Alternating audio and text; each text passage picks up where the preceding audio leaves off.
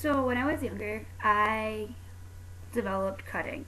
I figured it out when I was 11, and ever since it stuck to me. And one of my friends right now is going through a hard time, and she reminds me of me. She cuts to feel, I feel like she cuts to feel powerful, to feel in control of something, just like I used to.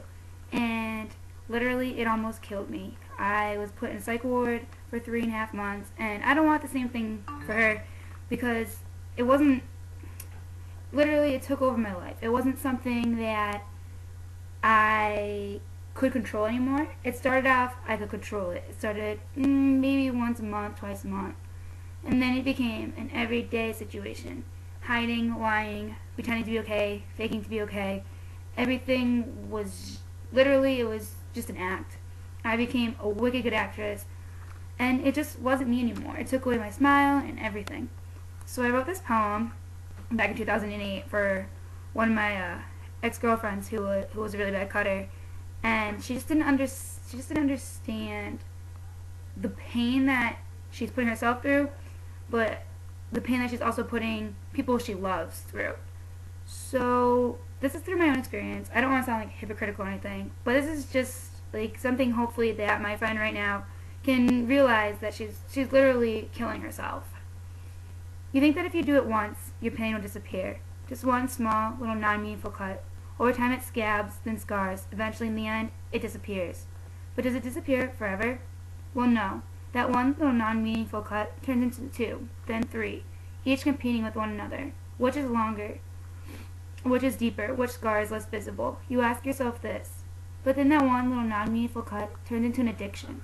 One that controls your whole body. You start on your arm, then those scars, cuts, wounds take up all your once soft and golden skin.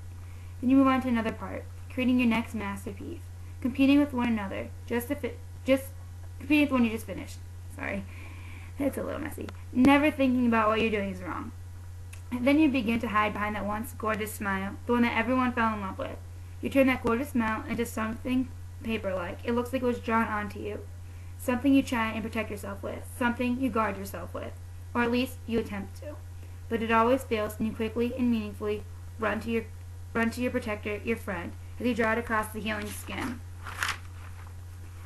Reopening the healing wounds, you feel relief, but at the same time you feel disappointment, making this one cut into a second, and then a third, once again competing with one another, which is longer, which is deeper, which scar would be less visible.